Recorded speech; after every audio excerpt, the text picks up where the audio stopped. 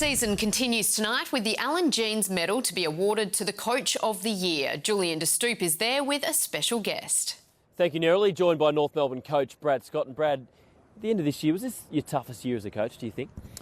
Oh yeah, it was a challenge, that's for sure. And while making the finals was good, I mean certainly the way we exited wasn't what we wanted. So we're going to have to go back to the drawing board and hopefully come back bigger and better next year. On top of that, obviously the on-field form dropped away, the injuries, and then the retirement decisions that had to be made. Have you sat back and reflected on that? Is there anything you would have done differently?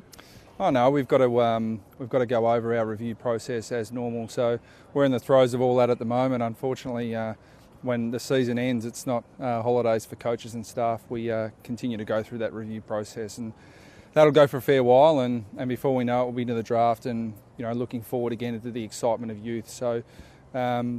We're still halfway through that process, but still a lot of soul searching to go. The Alan Jeans Medal tonight, it was obviously a very competitive year on field, so it makes it very hard to pick a standout coach. Who are the couple that you looked at and were very impressed by?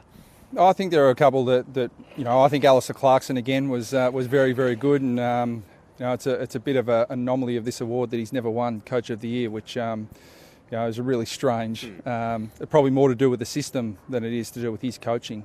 Clearly being one of the great coaches of our era. But I think Luke Beveridge, as he's shown, has been fantastic. Leon Cameron's done a great job. John Longmire continues to produce really consistent results. So it's going to be a great count. And finally, a thought on which way it'll go on Saturday afternoon?